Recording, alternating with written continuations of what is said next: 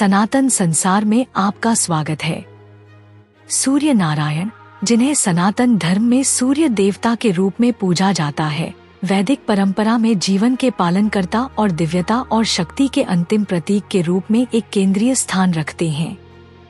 सूर्य केवल आकाश में दिखाई देने वाला खगोलीय पिंड नहीं है, वह दिव्य ऊर्जा, जीवन शक्ति, प्राण का प्रकटीकरण है जो ब्रह्मांड में व्याप्त है। सूर्य नारायण के रूप में जाने जाने वाले सूर्य देव सृजन, संरक्षण और प्रकाश के दिव्य सिद्धांत का प्रतीक हैं।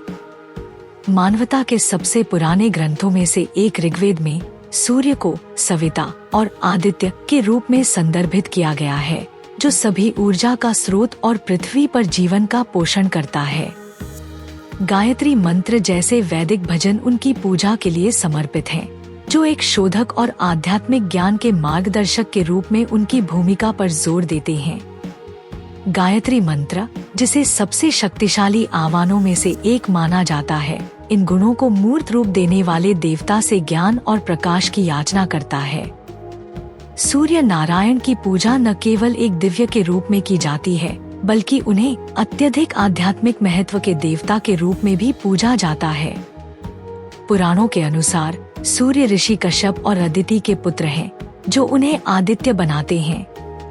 उनका स्वर्ण रथ, जिसे 7 घोड़ों द्वारा खींचा जाता है, जो प्रकाश के 7 रंगों या सप्ताह के 7 दिनों का प्रतिनिधित्व करते हैं, उनकी सर्वव्यापकता और समय के अग्रदूत के रूप में उनकी भूमिका का एक शक्तिशाली प्रतीक है।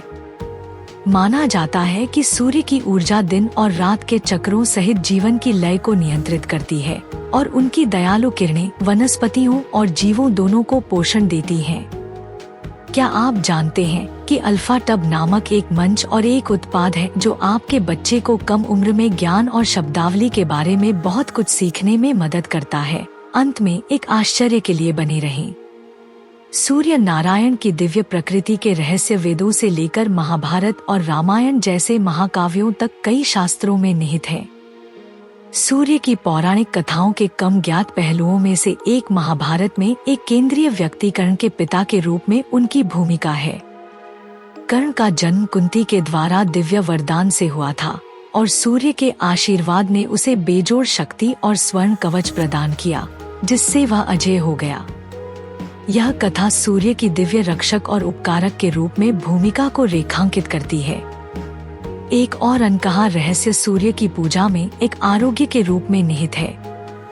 वैदिक परंपरा में निहित सूर्य नमस्कार की प्राचीन प्रथा केवल एक शारीरिक व्यायाम नहीं है, बल्कि एक गहन आध्यात्मिक अनुष्ठान है। यह सूर्य को जीवन शक्ति और स्वास्थ्य के अंतिम स्रोत के रूप में स्वीकार करता है। सूर्य की किरणों में उपचारात्मक गुण होते हैं, खासकर सुबह के समय, जब सूर्य के प्रकाश के संपर्क में आना शारीरिक और मानसिक स्वास्थ्य के लिए अत्यधिक लाभकारी माना जाता है। आयुर्वेद, प्राचीन भारतीय चिकित्सा पद्धति, अक्सर विभिन्न बीमारियों के उपचार के रूप में सूर्य अर्घ्य, सूर्य को जल अर्पित करना का सुझाव देती है, जो ब्रह्मांड के उपचारक के रूप में सूर्य की भूमिका को दर्शाता है। सूर्य नारायण का महत्व भौतिक पूजा से परे है। उन्हें ब्रह्मांड की आंख माना जाता है, जो हर क्रिया और विचार को देखते हैं। सूर्य सिद्धांत, एक प्राचीन खगोलीय ग्रंथ, ब्रह्मांडीय व्यवस्था को बनाए रखने में उनकी भूमिका पर प्रकाश डालता है। सूर्य की चालें दिन और रात से लेकर मौसम और वर्षों तक समय के प्रवाह को नियंत्रित करती हैं, जो उन्हें सीधे काल, समय की अवधारणा से जोड़ती हैं। सौर कैलेंडर, जो कई हिंदू त्योहारों और अनुष्ठानों का आधार बनता है, राशि चक्र के माध्यम से उनके मार्ग से प्राप्त होता है।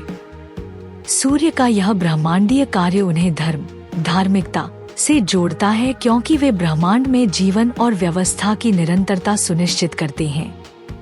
इसके अलावा सूर्य कर्म की अवधारणा से जटिल रूप से जुड़ा हुआ है, क्योंकि उनकी अटूट चमक दृढ़ता और कड़ी मेहनत के महत्व का प्रतीक है।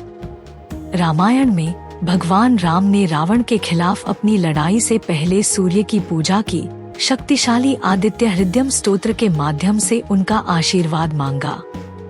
ऋषि अगस्त्य द्वारा सुनाया गया यह भजन सूर्य को एक गहन श्रद्धांजलि है जो उनकी सर्वशक्तिमत्ता को स्वीकार करता है और जीत के लिए उनकी दिव्य कृपा का अनुरोध करता है।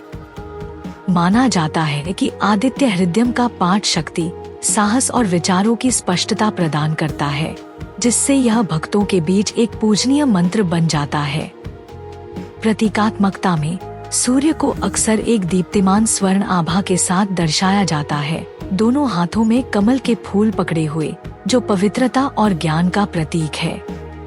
अरुण नामक सारथी द्वारा संचालित उनका रथ भोर का प्रतिनिधित्व करता है, जो अंधकार से प्रकाश की ओर संक्रमण को दर्शाता है।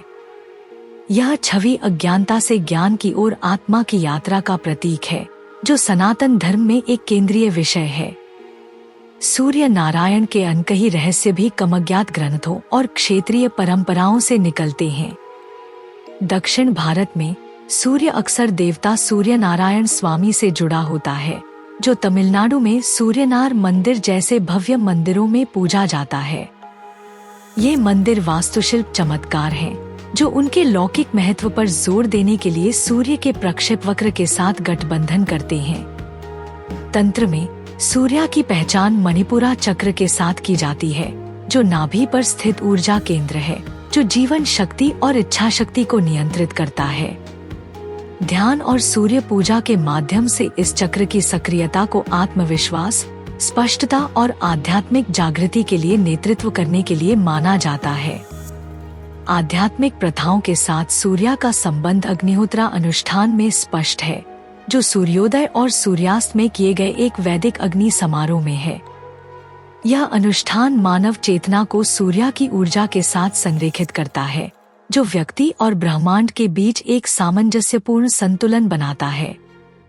इसी तरह वैदिक भजन अरुणा प्रश्ना तितिरिया अरण्याका का हिस्सा सूर्य के लिए समर्पित एक गहरा मंत्र है, जो समृद्धि, दीर्घायु और आध्यात्मिक प्रगति के लिए उनके आशीर्वाद का आह्वान करता है। सूर्य नारायण की पूजा भारत तक सीमित नहीं है। मिस्र के लोगों, यूनानियों और मायाओं सहित दुनिया भर में प्राचीन संस्कृतियों ने सूर्य को एक दिव्य इकाई के रूप में सम्मानित किया। यह सार्वभौमिक जीवन, विकास और दिव्यता के प्रतीक के रूप में सूर्य की भूमिका को रेखांकित करता है। भगवद गीता में भगवान कृष्ण ने खुलासा किया कि उन्होंने सूर्य को योग का पवित्र ज्ञान प्रदान किया, जिन्होंने इसे मानवता के पूर्वज मनु को पारित किया। यह कनेक्शन सूर्य की भूमिका को अनंत ज्ञान के संरक्षक और दिव्य और नश्वर स्थानों के बीच एक पुल के रूप में उजागर करता है। अंत में सूर्य नारायण सूर्य देवता से बहुत अधिक है। वह जीवन का सार है, ज्ञान का अग्रदूत और दिव्य ऊर्जा का अवतार है।